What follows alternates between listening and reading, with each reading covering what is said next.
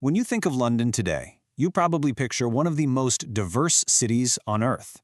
You're not wrong. We're talking nearly 9 million people, and get this, almost 40% of them were born overseas. But this incredible multiculturalism, it's not some new thing. No, it's the result of 2,000 years of history, a constant repeating cycle of being knocked down, getting back up, and reinventing itself. So, that's the big question, isn't it? How did this small little defensive fort on the River Thames balloon into one of the most influential cities in the entire world? How did it manage to survive devastating fires, deadly plagues, and all-out wars to become the powerhouse we know today? Well, that is exactly what we're about to dig into. Okay, let's get started. So here's our roadmap. We're going to journey through 5 key eras. We'll start with its Roman foundations and Saxon rebirth, then jump into its medieval power and its perils. Then we'll hit a really rough patch, a century of crisis with fire, plague, and civil war. After that, we'll see its rise to become the biggest city in the world, and finally, its transformation from the ashes of the Blitz into the global hub it is today. Our story kicks off, like so many do, with the Romans. This first chapter is all about London's birth, its almost immediate and total destruction, and its very first incredible comeback.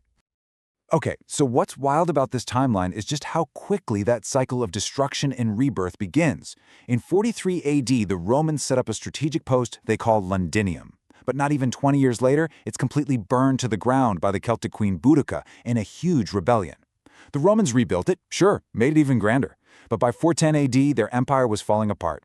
They just packed up and left Britain, and Londinium, well, it became a ghost town for centuries. It wasn't until 886 AD that Alfred the Great, while fighting off Vikings, decided to repopulate and rebuild the city. And here's what's so amazing: the lasting legacy of the Romans. That defensive wall they built, it literally became the blueprint for the city for hundreds of years. So when Alfred the Great came along, he rebuilt London inside those old Roman walls. That area became the historic core we now know as the City of London.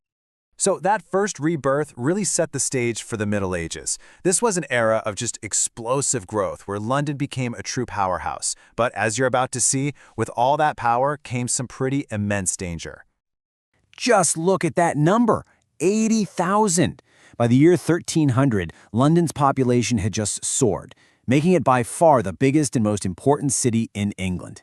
It was like a magnet, pulling in merchants, craftsmen, and workers from all over the country and even from Europe.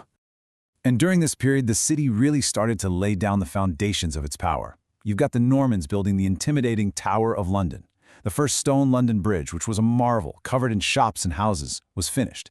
And crucially, the city started governing itself, electing its first mayor, and even getting its independence recognized in the Magna Carta. On top of that, powerful trade guilds popped up, controlling commerce and cementing the city's economic might. But here's the dark side. All those people packed into tight, winding medieval streets, it was a perfect breeding ground for disease. And in 1348, the Black Death arrived. It was absolutely catastrophic. At its peak, the plague was killing 200 people every single day. It just wiped out a massive chunk of that booming population. Now, if you thought the 14th century was rough, you haven't seen anything yet. The 17th century was just a relentless back-to-back series of disasters. This was London's century of crisis, where it faced 3 massive threats, one right after the other. First up, a political earthquake. During the English Civil War, London sided with Parliament against the king. And this conflict led to something that just shocked Europe to its core. In 1649, King Charles I was tried for treason and executed, right in the heart of London. So just as the city's recovering from that political turmoil, disaster strikes again. In 1665, the plague comes back, and it comes back with a vengeance. This time, it's called the Great Plague, and it killed an estimated 60,000 people. I mean, it just devastated families and brought the entire city to a grinding halt. And then, as if that wasn't enough, the very next year comes the final blow. A fire starts in a small bakery. Fanned by strong winds, it just tears through the timber-built city. The Great Fire of 1666 burned for days, destroying almost all of the old medieval London that had stood for centuries inside those original Roman walls. But here we go again. This total destruction led to a complete reinvention. From the ashes, a new city rose. This time, new rules meant buildings had to be made of stone and brick, not flammable wood. The famous architect Sir Christopher Wren was put in charge of redesigning dozens of churches, including the iconic St. Paul's Cathedral, giving London a much safer and more modern skyline. So, this new, more resilient London becomes the heart of a massive, growing global empire. And by the 19th century, it's not just England's biggest city, it was the biggest city on the planet. But all that triumph brought a whole new set of troubles. I mean, just look at this chart. The growth is absolutely staggering. Thanks to the Industrial Revolution, the population just exploded from 1 million people to nearly 7 million in just 100 years. People were flocking in from the countryside looking for work, but the city's infrastructure, it just couldn't keep up. And that led to one of the most infamous moments in the city's history. For centuries, the River Thames was basically an open sewer. By 1858, it was so overloaded with human and industrial waste, the river basically just died. The smell, which became known as the Great Stink, was so overpowering it actually forced Parliament to shut down. But worse than the smell, the polluted water was causing deadly cholera outbreaks over and over again. And once again, a massive crisis forces a brilliant reinvention. A civil engineer named Joseph Bazalgette designed a truly revolutionary solution, a modern sewer system. This was an incredible feat of engineering. We're talking about building over 1,000 miles of sewers to intercept all that waste and carry it far downstream, away from the city's drinking water. This project stopped the cholera outbreaks and is thought to have saved more lives than any other single person's work in that era. Okay, let's fast forward to the 20th century for London's final great trial by fire.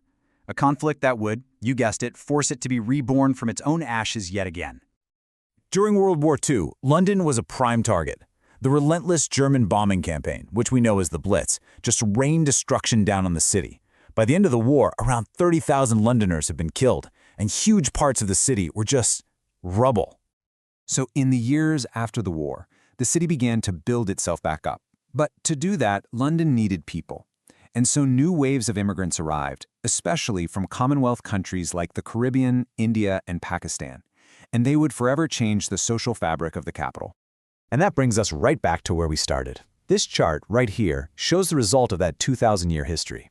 Today's London, where more than a third of the population was born somewhere else, is the direct legacy of these endless cycles of being a Roman capital, a medieval trading hub, the heart of an empire, and a post-war beacon that has drawn people in from every corner of the globe. So, from a Roman fort to a global metropolis, the one constant in London's story is change. It's been destroyed and rebuilt, abandoned and repopulated, time and time again. The ultimate takeaway is that London's very identity is reinvention, which leaves us with just one question. What challenges will it face next, and how is it going to transform itself all over again?